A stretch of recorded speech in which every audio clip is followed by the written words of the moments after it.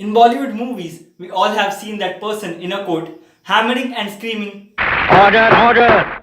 though in reality it's not like that.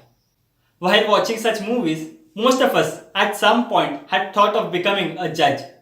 Hi budding lawyers, Prasanna Naidu here, and in this video we will get to know the process of becoming a judge in India. A judge's job is to ensure that the rule of law is being followed.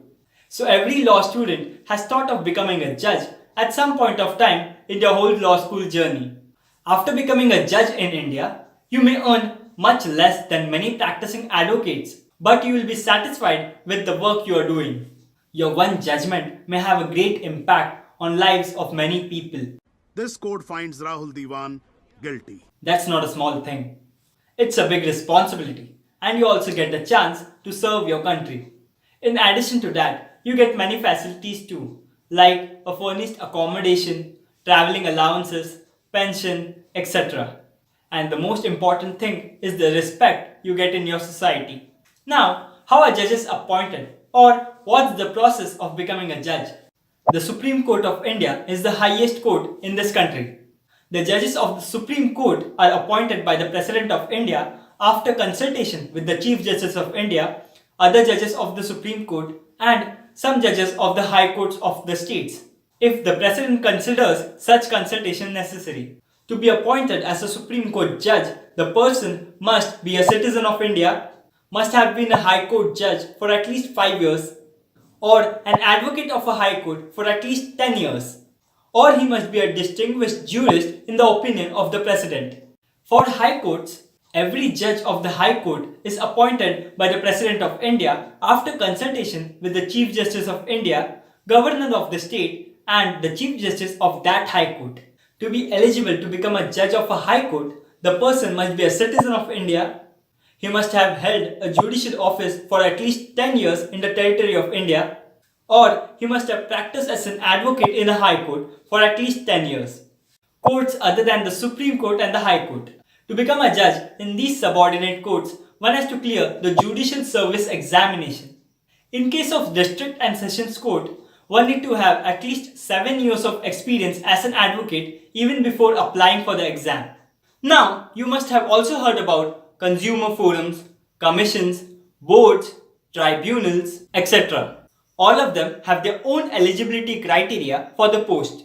To tell you in short, these posts are usually filled by senior judicial officers and retired judges of various courts. So is it like newcomers cannot become a judge? They have to slog and get some experience first? No, you can become a judge in the lower judiciary. Here, even fresh law graduates can clear the Judicial Service Examination and become a judge. So if you are planning to become a judge at the starting of your career itself, then the first step is obviously to graduate and get a LLB degree. Then you have to take this competitive exam known as the Judicial Service Examination. This exam is conducted by the state's Public Service Commission. The examination pattern follows 3 steps.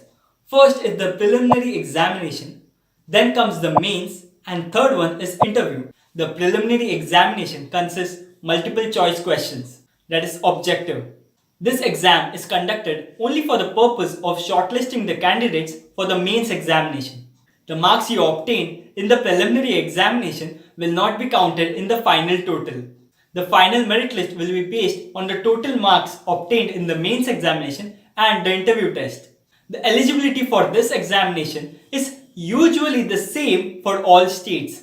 Commonly, it is the person must be a citizen of India, must have a degree in law by a university recognized by the Bar Council of India, and must be enrolled in the State Bars Council.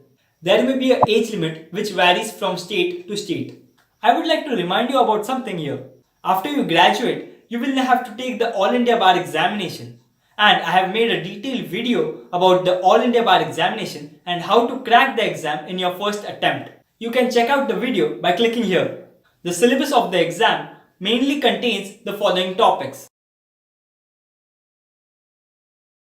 Apart from these subjects, you have to study many other subjects too, which varies from state to state. Because the syllabus also includes the laws passed by the state legislature. Language. You will also have a language paper.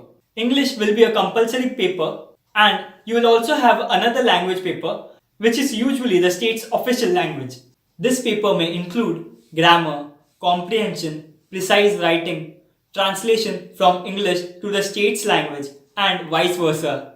The paper pattern completely depends on the state. It may include all of these, or only translation, or only grammar and comprehension. As we stated earlier, the syllabus varies from state to state. For example, Delhi contains its Delhi Rent Control Act. In Chhattisgarh, it includes Chhattisgarh Land Revenue Code. Goa includes all its property laws. Likewise, it is different for every state. I have made a table which includes all these uncommon topics of each state's syllabus. You can have a look at the table in the blog post I have written, or you can directly download the table from the link below, which will help you to compare the syllabus of different states. After having a look at the table, you will come to know that along with the local laws, the language is also important. If you can read and write Hindi, then you can apply to multiple state judicial services, especially the northern states. If you are not good at Hindi, but you know some other language, then you can apply in that respective state where that language is the official language. The intention of the language paper is to check the proficiency of your language so that you can understand the local laws, rules, etc. in a better way. That's the reason most of the states keep this paper as just a qualifying paper and they do not add these marks in your final total. Just remember that the syllabus keeps on changing, so the information which is available in the table is according to the data which is available till now.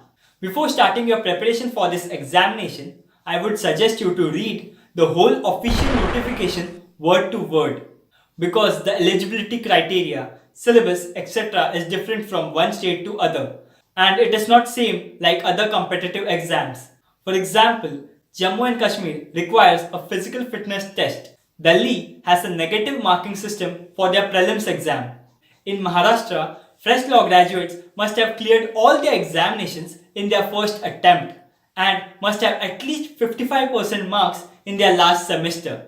If you haven't cleared all of your exams in your first attempt, or if you do not have 55% marks, then you can't appear for that exam immediately after your LLB. You must gain at least 3 years of experience, and then only then you can apply for the exam.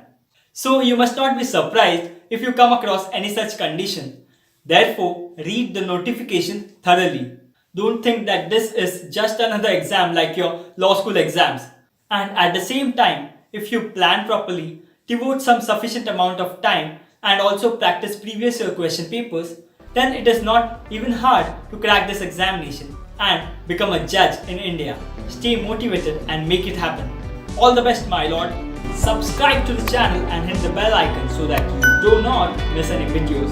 Did you like the video? Then do hit the like button and share the video with your friends. We'll see you in the next video. Till then, bye bye.